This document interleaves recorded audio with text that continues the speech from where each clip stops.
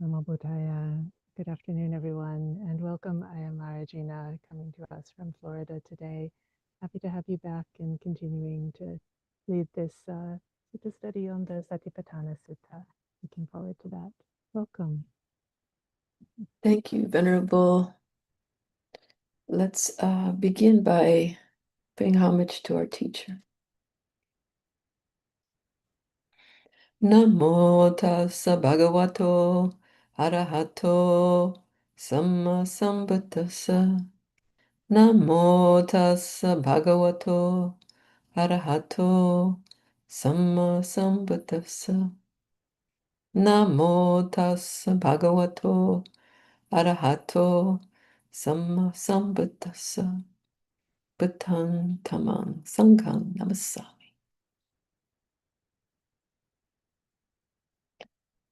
So greetings, everybody.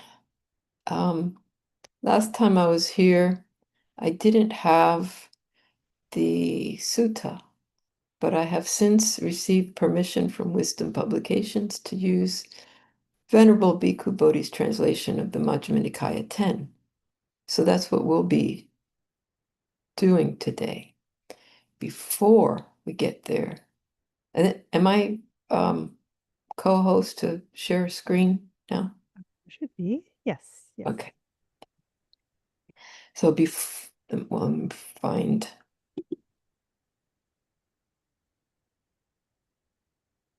Well, it has all sorts of stuff that I don't. There you go.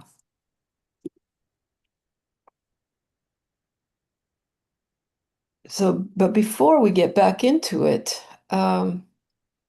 I want to just go over some of the introductory stuff that we covered last time. And part of that introductory stuff is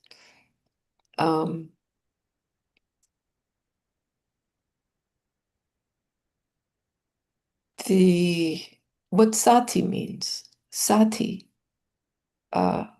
is wholesome, it's actually in the Abhidhamma called a beautiful state of mind, beautiful mental factor. So it's always wholesome, and it's without greed or aversion or a sense of me. Very important. Now, the sutta begins in the town of the Kurus named Kamasadhamma. And what the commentaries say is that this area, which corresponds, I think, to modern-day Delhi, was a very healthy place, good agriculture, good climate. So the people were more receptive. And as is usually the case, or maybe not usually, as is sometimes the case, the Buddha used a word that was in common language. Sati was used very commonly in this town. But then he would take that word that was used commonly and give it a deeper meaning. And in this case, sati, which was, from what I've read in the commentaries, very well practiced in Kamasadhamma and in the whole of the Kuru country. It means memory from the Sanskrit. I may not pronounce this correctly. Smrti. And it means memory. And so what was happening, that what they were practicing was remembering to have wholesome thoughts with the intention of being reborn in a heavenly destination, with the idea that it was permanent. And so the Buddha took this word and gave it a different meaning. And this is how we receive the Satipatthana Sutta, is the establishing of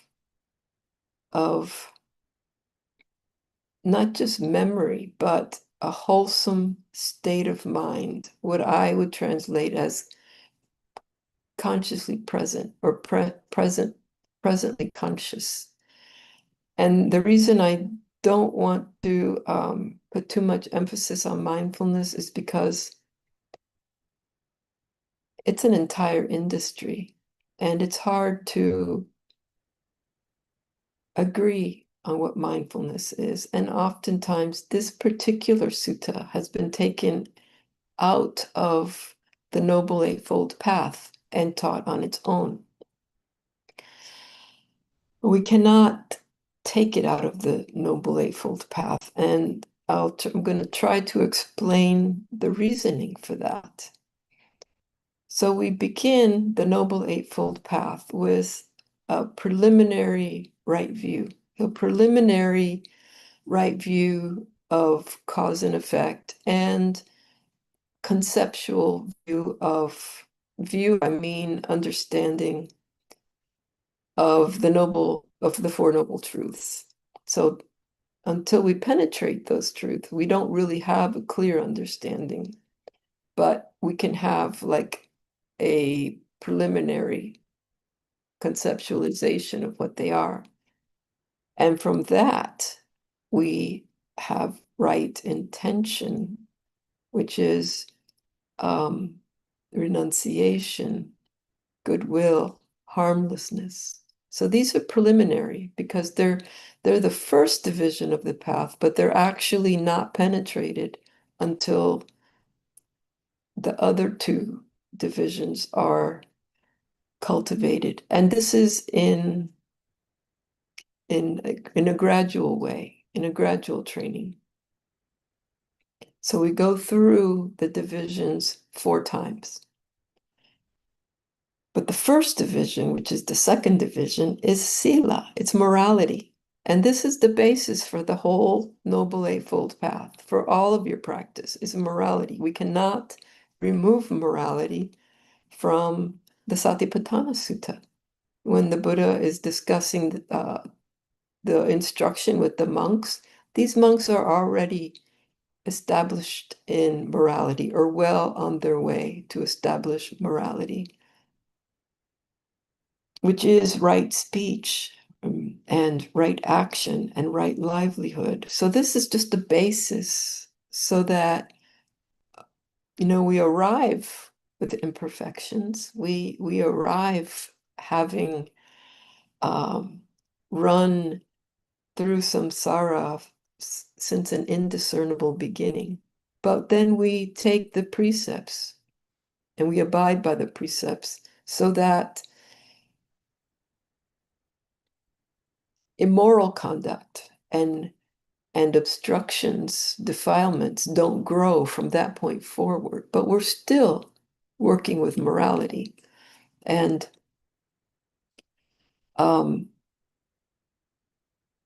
after when that morality is somewhat established, imperfectly, we're not perfect beings yet.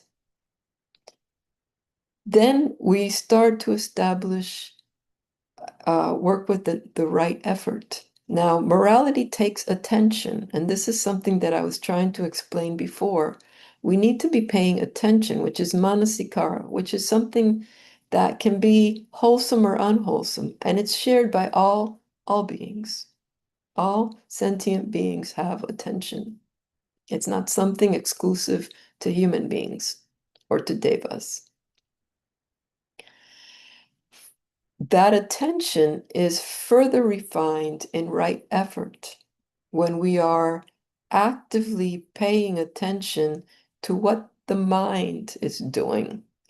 We are actively paying attention to what wholesome states of mind arise, and the instruction is to maintain those. So we pay attention to what helps those states of mind arise. And we try to maintain those imperfectly. We're not, don't get stuck on perfection here. And likewise, we cultivate attention by trying to understand and work with what triggers unwholesome states of mind and abandoning those. So this is the work of right effort. So we're working very, very closely with attention in right effort. And that's where samasati comes in. And sati, as I said, is exclusively wholesome. So even though attention can be either, and we've been cultivating wholesome attention, at this point, at the beginning of the sutta, in Kamasadhamma, the word is part of the title of the discourse, but the sati itself is not yet established. So I would like to go through the sutta and then just kind of pause for questions. It may be this sutta has been written over and commented on since I think probably the Buddha first uh, gave it. And it's such a pivotal motion because here, right effort and right samadhi join. This is kind of like a, the confluence, or maybe that's not the right word, the juncture of where these join. So it's a very pivotal sutta, very pivotal instruction. And I think that's why it's gotten so much attention. But I don't know, like maybe it's because my graduate study was with language, my doctoral fields were and masters were translation, rhetoric, and creative writing. I don't often use the right words, even with all that, but I do kind of try to keep the meaning as close to what the original intention is, which is something that translation does, trying to cross over from one culture to another, keeping the meaning, not the words.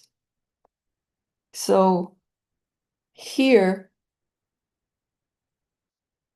I will pause and give different explanations that you may be used to. And the thing is, it doesn't matter that you believe me or not. The thing is that you put this into practice and you find it for yourself. And it may be different, but if it works and it leads you to nibbana, it's good. That's all we need.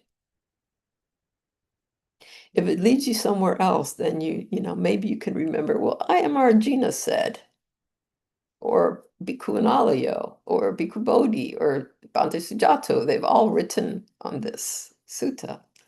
So let's start with the beginning. Can you see the screen? Can you see the sutta on the screen? Okay. So thus have I heard, and this would be probably Ananda recalling this teaching. On one occasion, the Blessed One was living in the Kuru country, where there was a town of the Kurus named Kamasadhamma. There he addressed the bhikkhus thus. And bhikkhus here in Bhikkhu Bodhi's notes means whoever is actively cultivating these qualities can include themselves into this noun.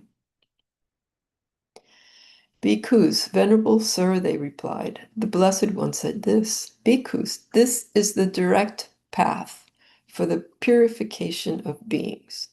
So this direct path is also a subject of many comments and commentaries.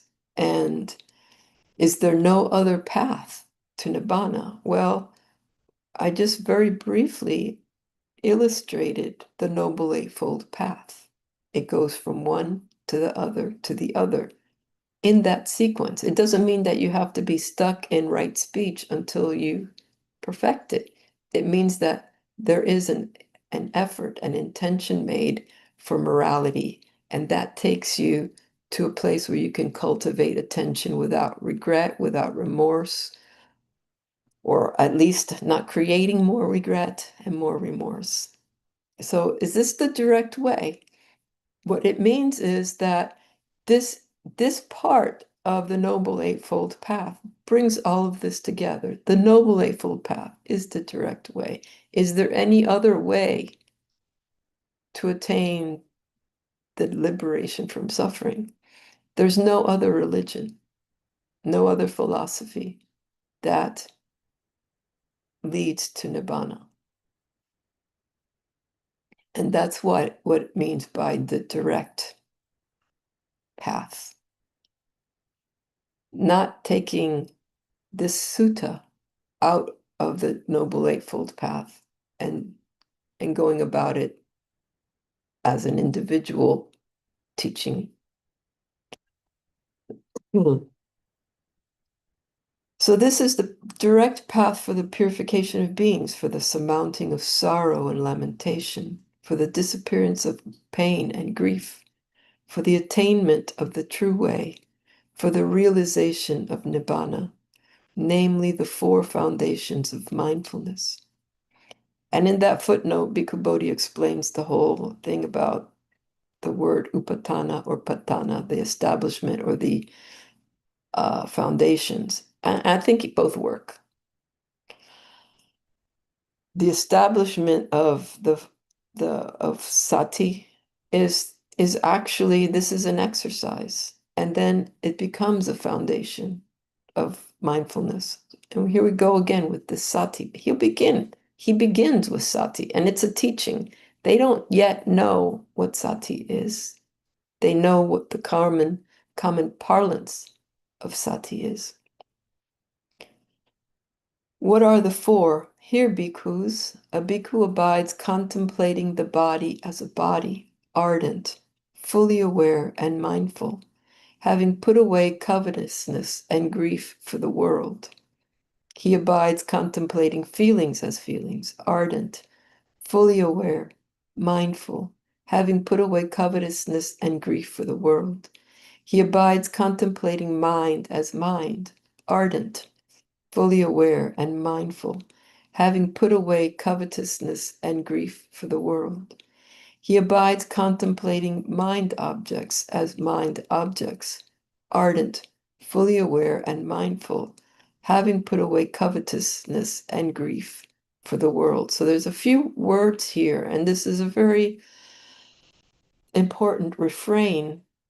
So ardent, atapi, which is burning. It's energy, and it's energy that's burning for liberation, for this teaching. It's not just any kind of energy. It's directed specifically at this instruction and exercise and practice.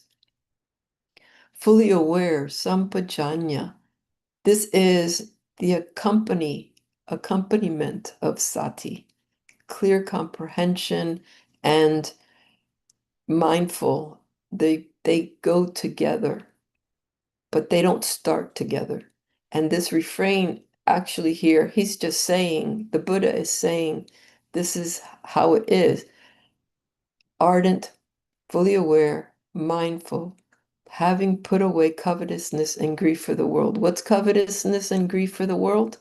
Well, first you have to recognize that. First you have to understand what is greed and and greed and actually aversion for the world, grief for the world. And where's the world? So these guys are like sitting at a tree root, which we're going to find out here in the next verse. They're sitting in the open air under a tree, roots, with their eyes closed, having put mindfulness in front of them, which we're going to discuss. So where's the world? I mean, they found a nice tree with a clear river for drinking, a town for alms that they're gonna get to. And so what world? The world, the Buddha said, is in this fathom-long body.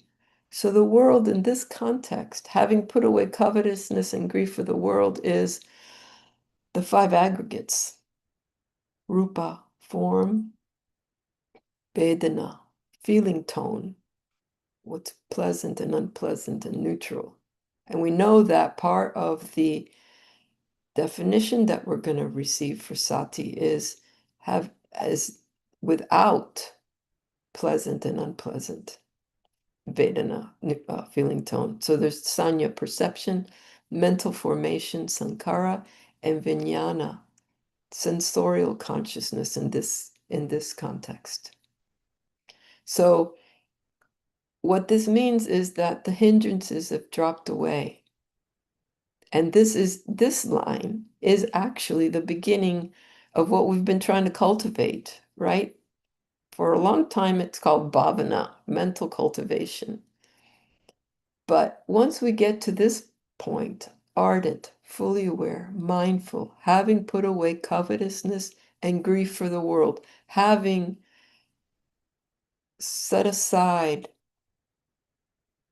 the hindrances temporarily, then there's meditation. Then it begins. He abides contemplating feelings as feelings. So body as body, feelings as feelings is not my body, not my aversion to my body, not my wishing that my body were different, that my hair would stop growing, that my nails would stop breaking, that my teeth, just, we can get into this, no? We can get into this sort of body as a body. Just, it's a body. It's, it's not my body. It's not an imperfect body. It's not an ugly body. It's not a beautiful body. It's not a young body. It's not an old body. It's just a body. And it's a vehicle. We need it. But we're not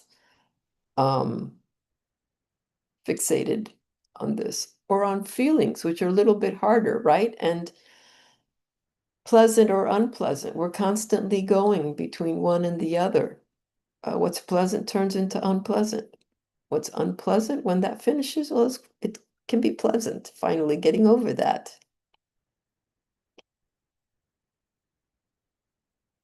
Contemplating the mind as the mind, understanding what the mind is. And I think in this context, I think, I'm not sure, I haven't read it, but I think it's safe to say it's Manopabanga Madama. It's, it's the mind that can lead us astray or lead us toward liberation. Ardent, fully aware, mindful, having put away covetousness and grief for the world. Having recognized that when we sit down, all this stuff comes up and we get tangled in it, snarled and roiled in it, and we're battling it like my name. My name is in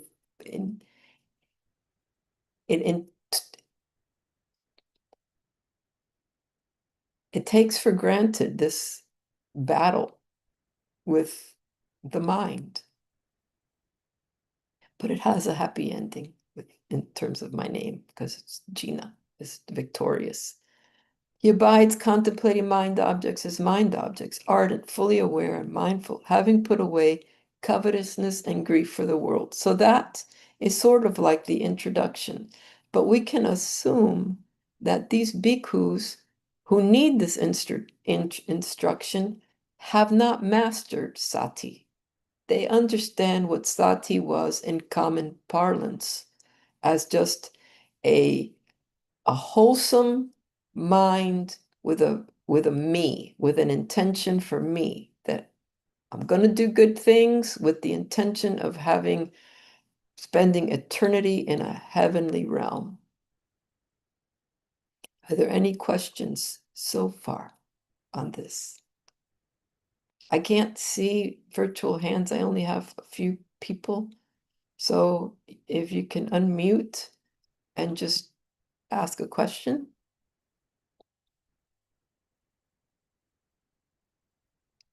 Okay, so we go to contemplation of the body, which is mindfulness of breathing. And how, bhikkhus, does a bhikkhu abide, contemplating the body as a body? So abiding, so this meditation object is like our place. This is where we abide. So many times when we're meditating, we're off somewhere else. Or even when we're studying, or hey, listening right now. Are you listening? Or are you abiding in, some other realm? Are you abiding in yesterday? So abiding is, being here, being here.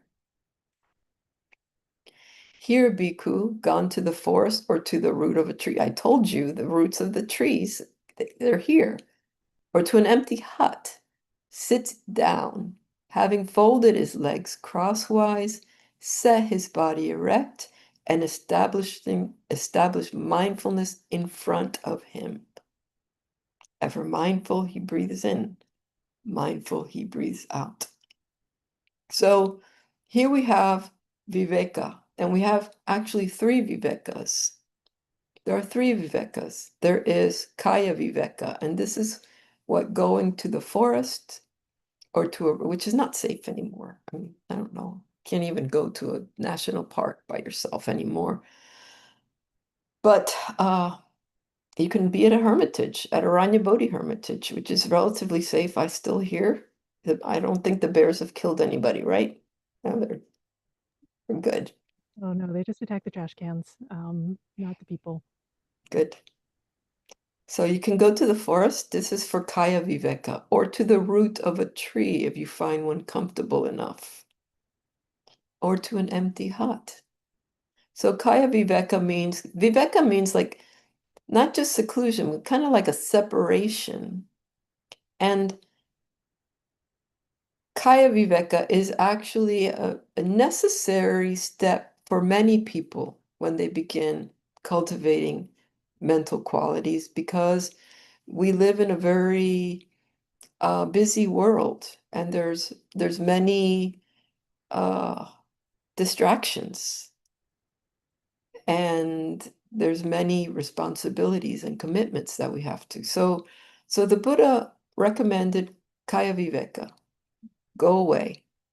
The other Viveka, which comes after that, if you do survive without the phone and without the internet and without the news, then you will notice Chitta Viveka,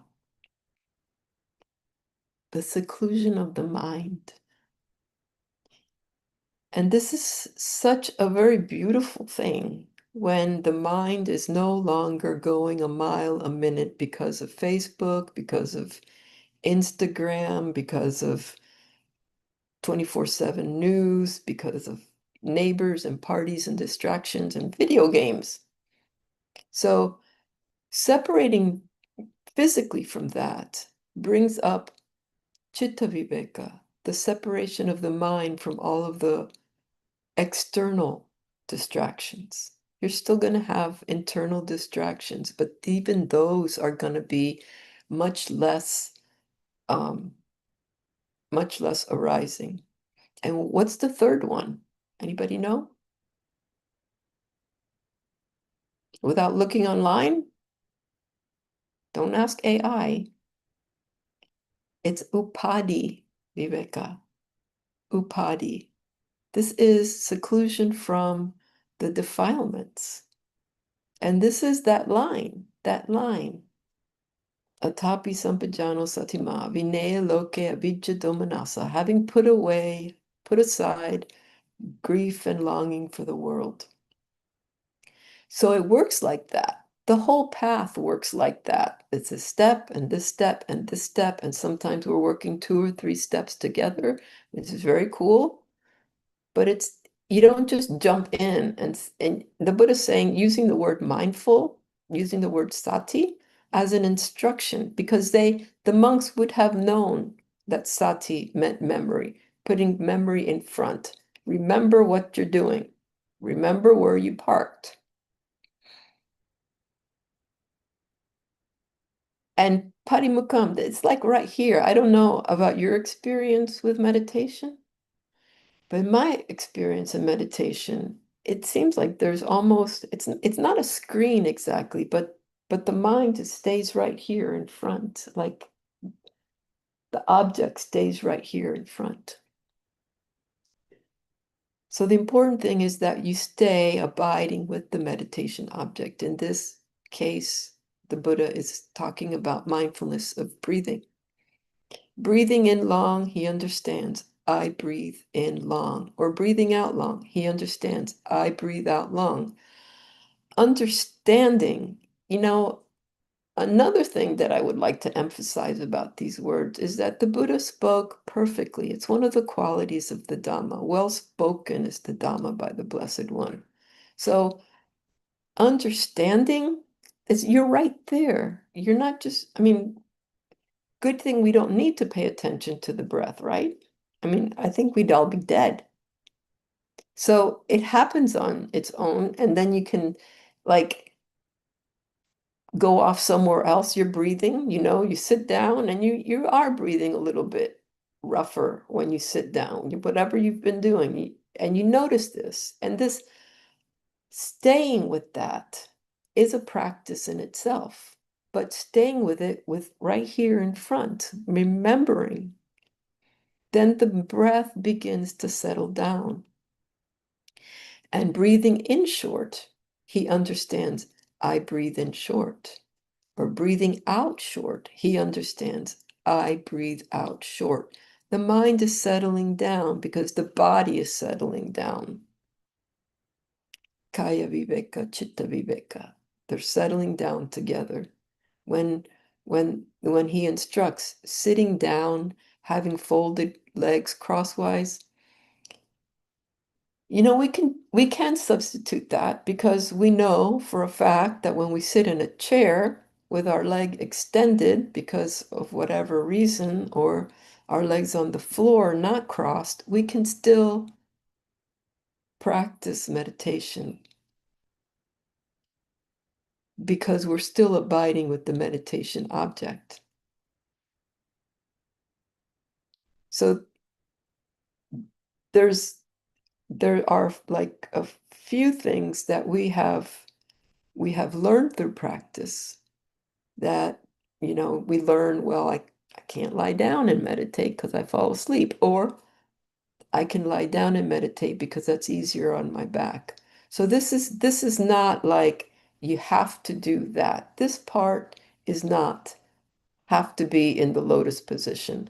They they were probably in the lotus position because it's a very stable position. When you meditate, you can fall over, you can slump forward. Not that you've fallen asleep, but that the mind is absorbed elsewhere or in process elsewhere. So he trains thus, I shall breathe in, experiencing the whole body. How does that happen? What is that? The whole body. And this is actually, it sounds simple, but it's actually a point of contention. What is the whole body? Is it the physical body? Is it the mental body? Is it the breath body? Well, I don't know, but it says the whole body. So I think that they're all part of the body. The breath is this movement.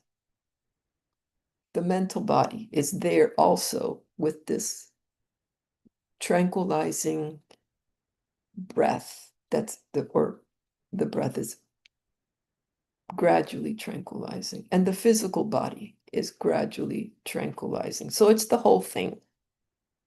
He trains thus, I shall breathe in, tranquilizing the bodily formations. Some people are on anapana, mindfulness of breathing, for a really, really long time and just don't know what to do other than watch the breath. Well, the instruction is very clear here. You don't just stay breathing in short, I breathe in short, breathing out short, I breathe out short.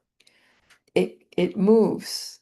There's a progression. So after the whole body is experienced with breathing, with what's going on, with the present remembrance of what's going on, then tranquilizing the bodily formations. So whatever's going on in one of those bodies, we can with the breath, and this is why mindfulness meditation works so well in psychotherapy and other fields, is because we can um, tranquilize bodily formations and tranquilize mental formations with just focusing on our breath, on that whole body breath, breathing. Just as a skilled turner or his apprentice, when making a long turn, understands I'm making a long turn, or when making a short turn, understands I'm making a short turn. So too, breathing in long, a bhikkhu understands I breathe in long. He trains thus. He trains. This is a practice. Just like the surfers, they also get this. I mean, the example here is a turner. I'm not really sure. I read that one time what that was, and I can't remember what that was. But let's say like there's so many other ways to be with what you're doing. Writers, sports people, athletes, surfers. It's called being in the zone. But that's a different sort of meditation. So, but we can say we're in the zone here. We're not anywhere else. And there's like this unification, not samadhi unification yet. I mean, not jhana unification. That's what I mean. It is sort of samadhi at this point, but just it's this unification, this oneness with what's going on. And this is how you know that you're doing it correctly, because it's at the same time calming and alert. It's both. It's not a jittery kind of energy. It's not a scattered sort of energy. It's an energy that's unified with what it's doing. And it's a very agreeable activity. So you know that that light comes on. Ah, this is what it is. So we are training here. In this way, he abides contemplating the body as a body internally, or he abides contemplating the body as a body externally, or he abides contemplating the body as a body both internally and externally, or else he abides contemplating the body, its nature of arising, or he abides contemplating in the body, its nature of vanishing, or he abides contemplating in the body, its nature of both arising and vanishing. So the words here, internally and externally, are ajata and bahida. And so there's this long discussion about what these two mean. Also, for instance, it's written that internally means like what's happening inside, like, I'm breathing. This is my breath. And then externally, Bahida would be like they're breathing too. Like that my dog is breathing. Like, I breathe, they breathe, we breathe. So Pema Tero, whose instruction I have found very helpful, is he says that ajata is with a sense of I, with a sense of me, and bahida is without a sense of I or me.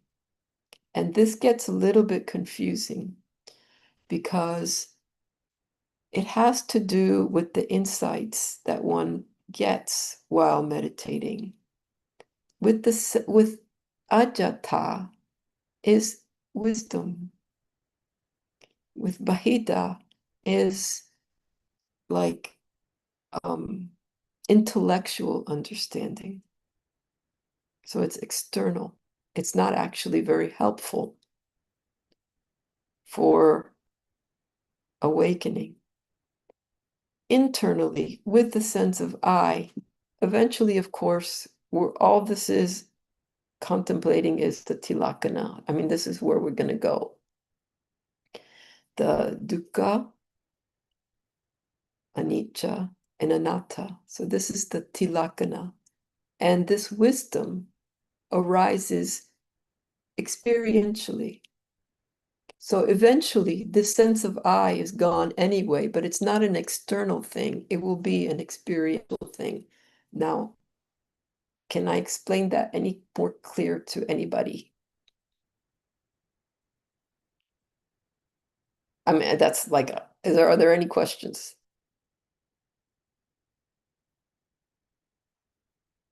So for, yes, Daniel. I guess I was wondering um, the usefulness in contemplating the I or the ownership part of it. I guess my initial reaction, I haven't had time to really think about this, is sort of like, but isn't that kind of a delusion or a concept, the I? And how are we contemplating, I guess, it in a way that's useful, but isn't maybe pulling us No, in? we're not contemplating the I. It's Ah, just that when we contemplate it naturally, it's like my thoughts. Mm. mm, If if we immediately reached anatta, we're doing really, really well. So it's just the acknowledgement that this is what's going on. We're not actually focusing on a self. It's just naturally, this is how, most people begin. thank you. But as we leave that sense of I, then there's another dimension of ajata and bahida, which is it's experiential, it's within, it's inside, or it's um, theoretical, hypothetical, based on reasoning, based on intellect, which is outside, external, bahida. It's I was reading about this because it's a very difficult point. And I was reading about it, and Bhante Pemasiri said, um, whatever comes up in your practice, you can believe. Meaning, there's possible, there's so many different ways to approach, right? But there's just this gradual training will all lead into that direction. So Bhikkhu Analayo says, like, my breath, their breath, or just breathing for ajata, bahida, ajatawa, bahidawa. Just, and apparently that's okay too. It's Bhikkhu Analayo. Probably everybody else except for Bhante Pemasiri um, says that. Or else he abides contemplating the body as its nature of arising, or he abides contemplating in the body its nature of vanishing, or he abides contemplating in the body its nature of both arising and vanishing. You see how anapana, mindfulness of breathing, has progressed? So we're not paying attention anymore to the long breath or the short breath. When people get stuck there for a long, long time, just breathing in and breathing out. And it's very relaxing. But that's not what the Buddha is teaching here. So there's this progression. And if you begin with it, abiding with that meditation object, these come up in sequence, and the mind will just follow along. So the nature of arising, vanishing, anicca, or else mindfulness that there is a body, is established excuse me, in him to the extent necessary for bare knowledge and mindfulness. Bare knowledge and mindfulness. Just, I mean, there is a body. So you get to a point in meditation where that's not really a concern anymore. You know, the itching has stopped, the pain, the knee pain, the shoulder pain, that has all stopped. The distractions have ceased already. And so you're not clinging, abiding, independent, not clinging to anything in the world. And where is that world?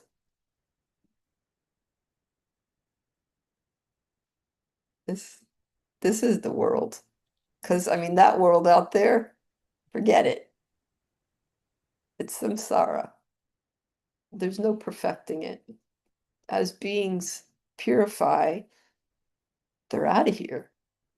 So samsara is going to stay samsara until the end of the world system. It's this world that we're concerned with, which is can be such a hang up right now. You know, I hear, but what about global warming? What about uh, famine? What about the water crisis? What about the wars? That's that's for the Brahma Vihara development. That's how we have to work with what's going on out there. But this is what's going on in here. So bare knowledge, we're very well abiding within that meditation object.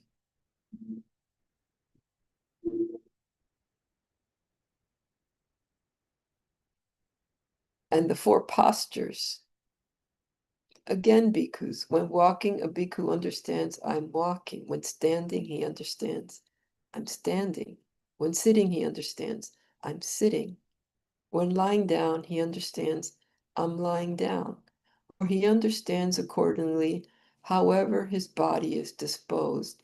And this is all day long, 24/7 for a very serious yogi. This is not just walking meditation for 30 minutes or an hour, not just sitting meditation for however long, not just lying down meditation, not standing meditation. It's the whole thing, all the postures. And you know, these are like the four basic postures. But there's other, you know, what do we do when we're sitting? What do we do when we're standing? What do we do when we're lying down? So remembering our practice in everything that we do. In this way, he abides contemplating the body as a body internally, externally, and both internally and externally. And he abides independent, not clinging to anything in the world. That too is how a bhikkhu abides, contemplating the body as a body. Now, we can, I can answer, maybe I can answer questions, I don't know. And are there any questions that I might be able to answer? Or maybe Venerable Kachayana can answer. Or anybody can answer. Any questions?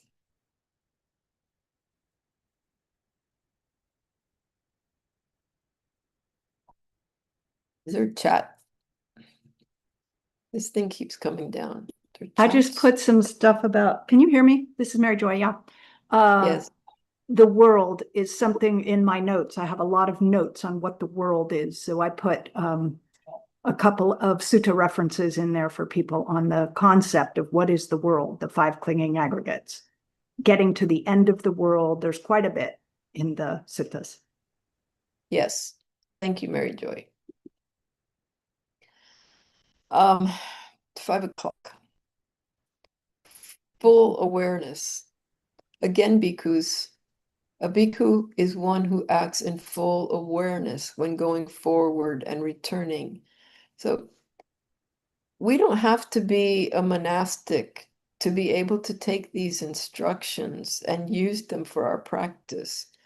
You know, I often use the case of people that get in their car and drive and get to work, and they don't even remember where the stop signs were, where the traffic lights were, where the turns were. It's just like some automatic pilot. And not only is that not sati, that's not manasikara either.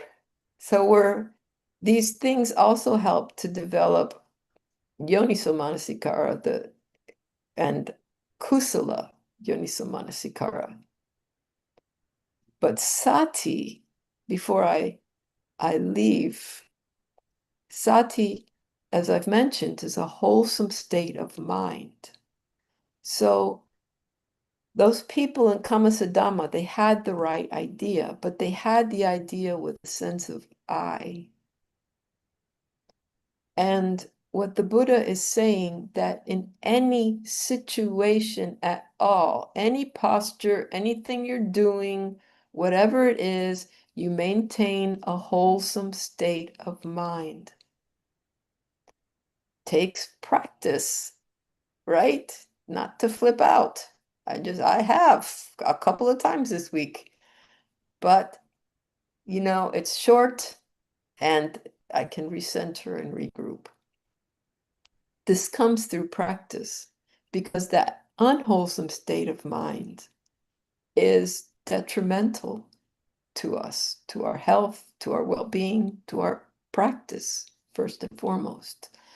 And another distinction that I forgot to make at the beginning of this today is that oftentimes, almost all the time, I think, sati is equated with attention. And I've said that it's a different thing.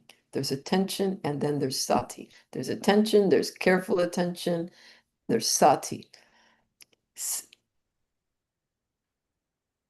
You can actually forget where your car keys are and still have sati. You can actually forget where you put your shoes and still have sati, because sati is the wholesomeness. Manasikara is the attention. Sati arises from yoniso manasikara, but they're not the same thing. The manasikara is the practicing of these things. Right, that's why right effort is not something that you can just skip over. It helps you to develop sati, because it develops that wholesome state of mind. So when you're acting in full awareness, looking ahead, looking away, whatever you see, you maintain a wholesome state of mind. And you can train this in samavayamo with the salayatana, the sixth sense basis. You train your eyes in wholesomeness. You train your ears in wholesomeness. This is how you can train in sati. Whatever you hear, however unpleasant it could be, we maintain that wholesome state of mind. So this is the training that the Buddha is giving the bhikkhus, not a training in paying attention. I would think they already knew how to pay attention. Not a training in wholesome states of mind for what I'm going to get, what my expectation is, but just to have that wholesome state of mind. Is that understandable?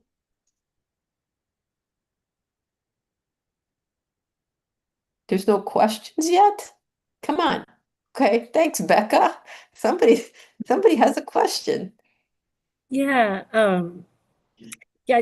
This one is the one that you just read through was the hardest for me, and what you said is helpful. I'm still not quite there, but because I was thinking of this as attention, just paying careful attention to what you're doing, whether you're eating or walking and so forth.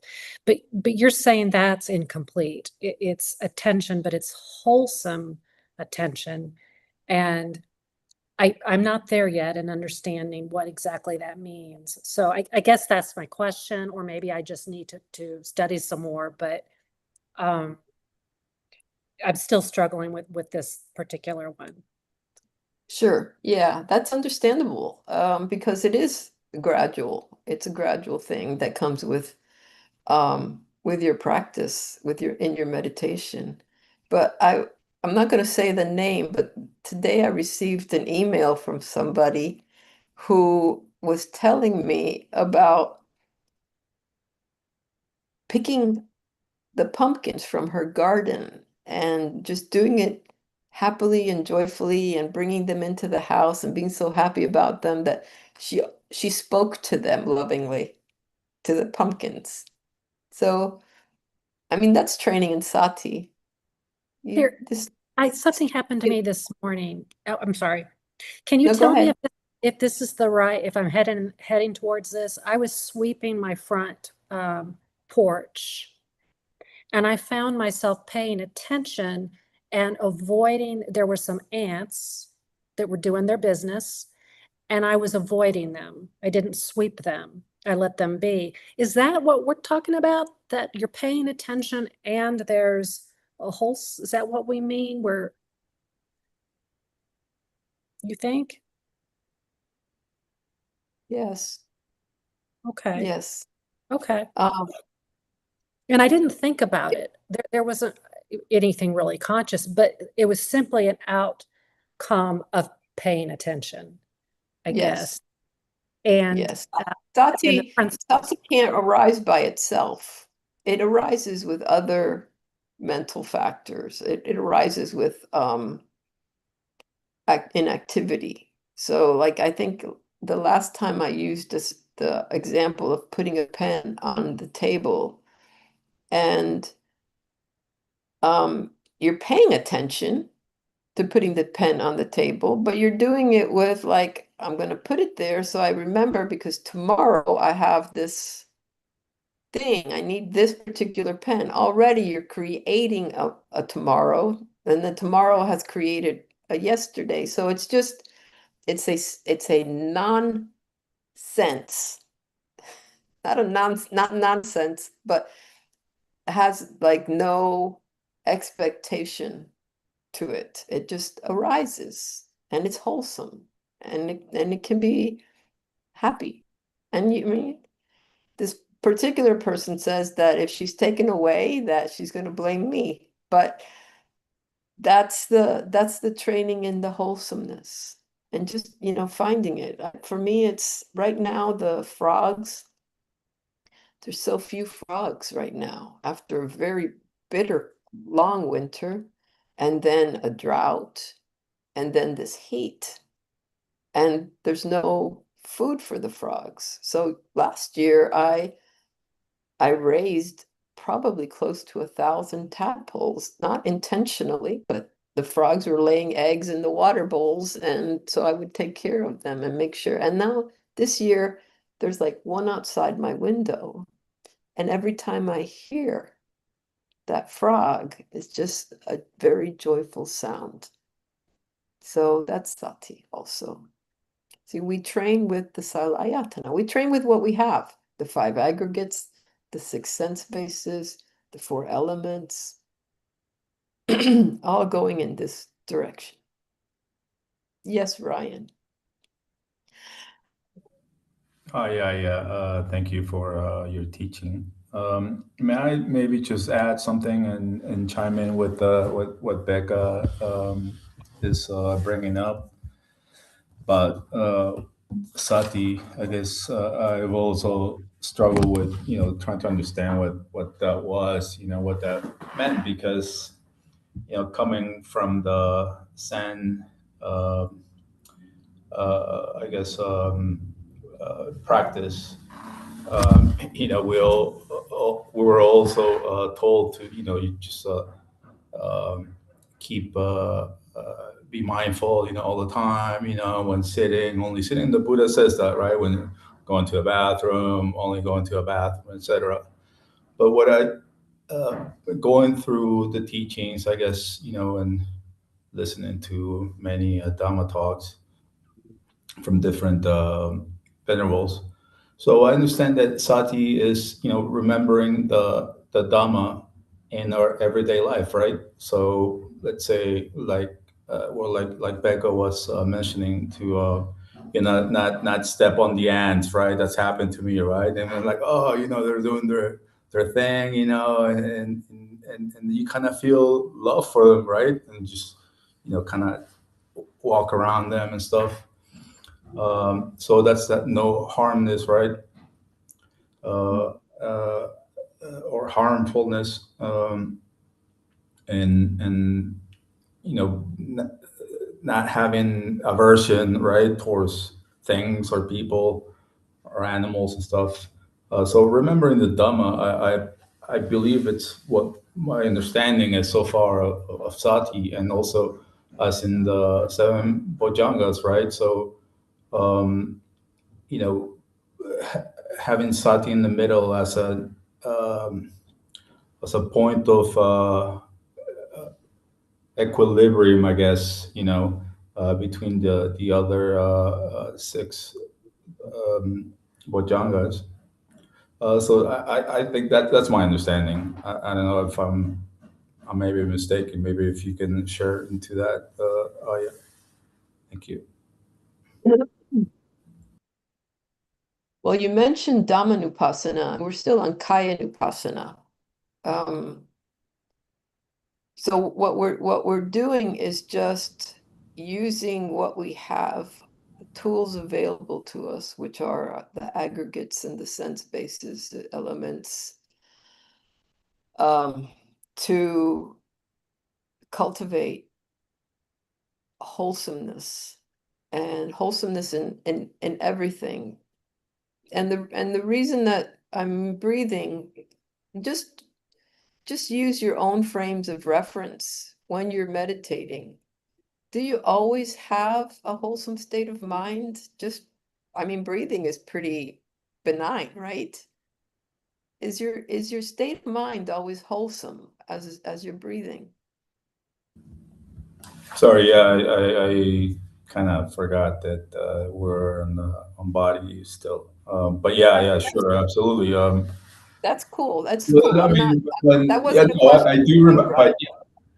but no, but you're correct, because like sometimes when I'm agitated, let's say, I try to remember, contemplating the breath, right, to calm me down, and try to bring some samadhi. So again, going back to remembering the Dhamma, right?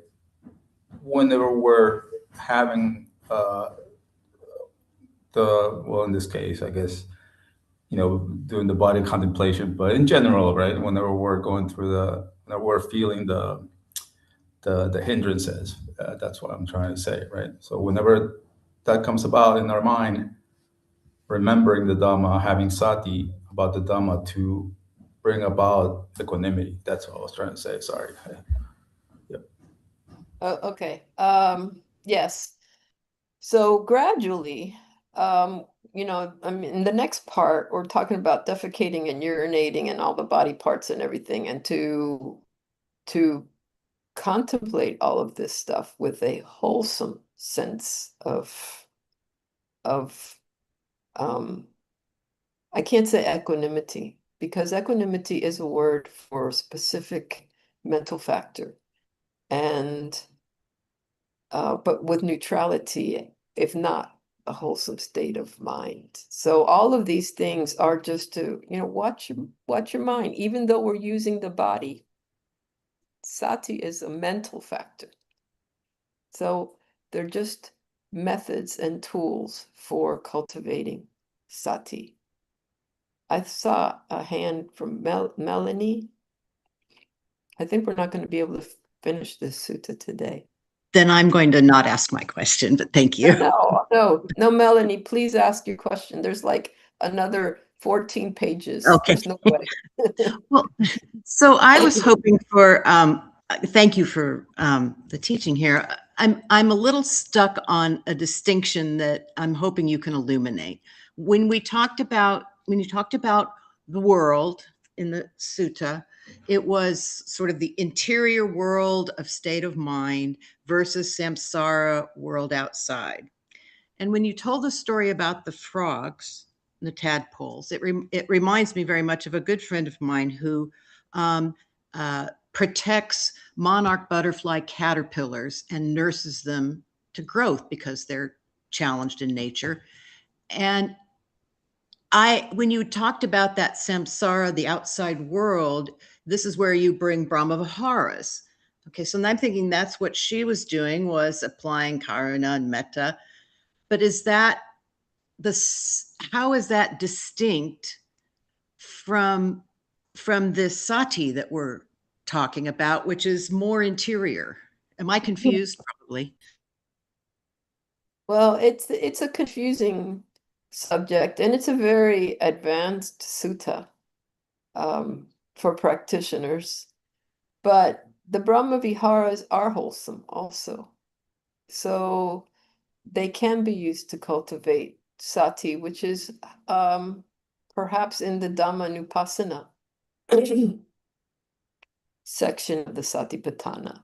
There's all sorts of, what we're doing is paying attention to the mind so that we can cultivate this wholesome state with everything. It's an extension of samavayamo, right effort, but also in a little bit, it's going to get into this part about pajanati, about knowing, and that verse that we had at the very beginning that I said, this is where meditation actually begins. This is where the hindrances drop. So that will, if you have just in your meditation, if you're just have a tapi and sati, which is possible, so it would be like a wholesome state of mind, whatever that is. The frogs, whatever. I use a whole bunch of tools to bring up joy, because otherwise, it can be bleak. So I use frogs, lizards, snakes, whatever, birds.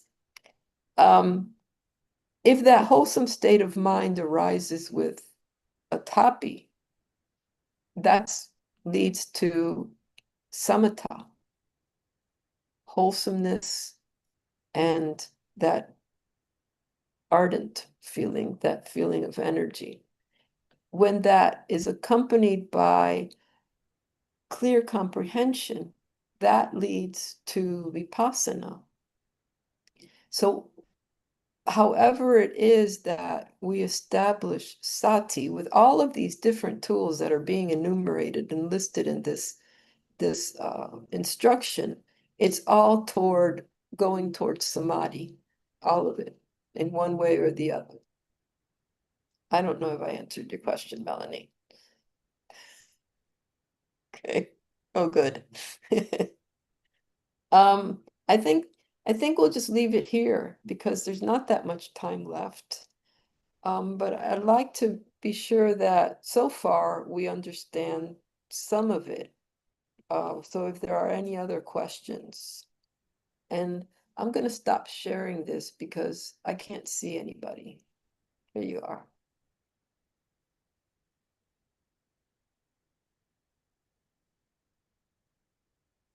Any other questions?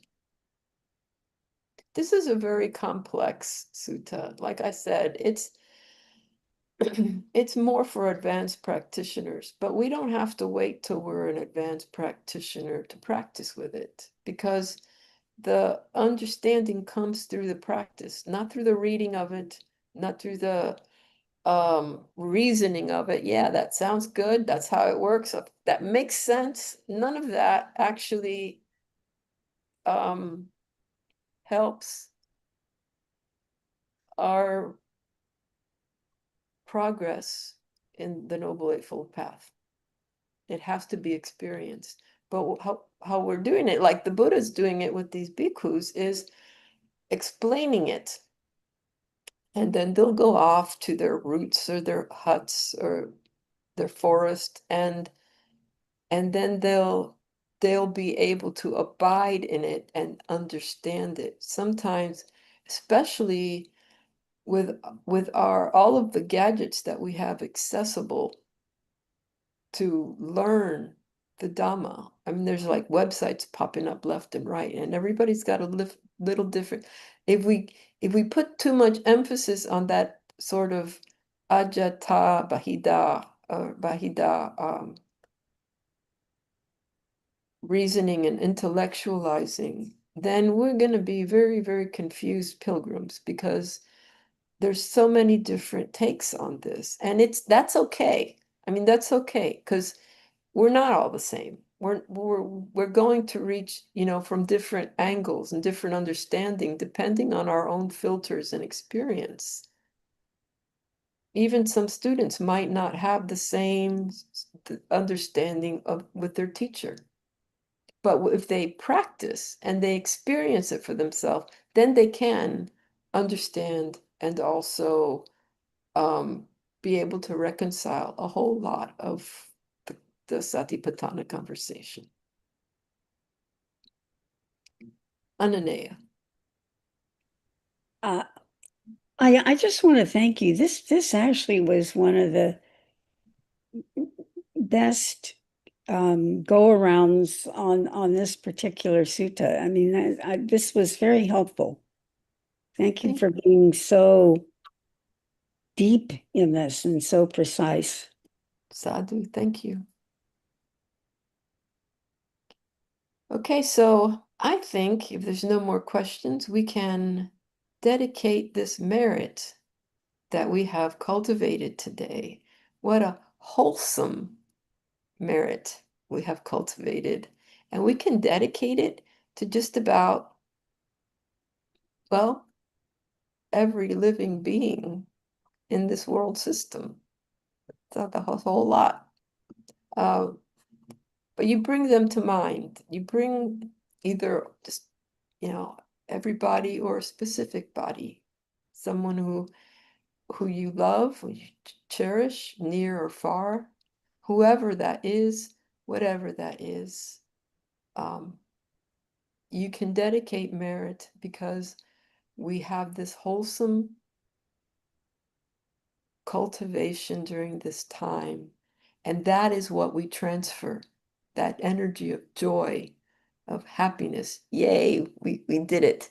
I may not understand it yet, but I'm doing it, right? So that's a cause for sati. That's a cause for joy. We pay attention to these things. And then now we can pay attention to who we want to transfer our merit to. And if they're paying attention, and if they're in this Peta realm, we don't know who's in the Peta realm. So we can share this merit with anyone.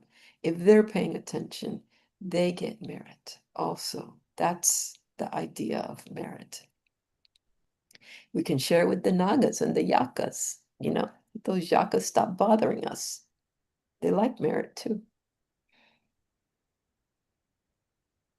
Akasata Chabumata Devanaga Mahitika Punyang Tanganumoditwa Jirang Rakantu Sasanang Jirang Rakantu Desanang Jirang Rakantu Mangbarang. Sadhu, sadhu, sadhu. Anumodami, anumodana, anumodana. Namodana. Oh, yes, we can all say for this wonderful teaching today, join me. Sadhu, sadhu, sadhu, anumodama. Right. Venerable, will you close for us, please? Sure. Thank you. All right, we can pay respects together to the Buddha, Dhamma, and Sangha. Arahang Samma Sambuddho Bhagawa Buddhang Bhagawantang Abhivademi Swakato Bhagavata Dhammo Dhammang Namasami Supatipanno Bhagavato Sawaka Sangho Sanghang namami. Thank you. And our respects also to our teacher today, Ayya Marajina. You have every good blessing. May all the devas protect you by the power of the Buddha, Dhamma, and Sangha. May you ever be well. Sadhu. Yay. And thank you everyone for joining us, listening, and we'll Okay. Thank you, Ayaz. Thank you, Ayya. Thank Bye-bye. you. Thank you, Ayaz.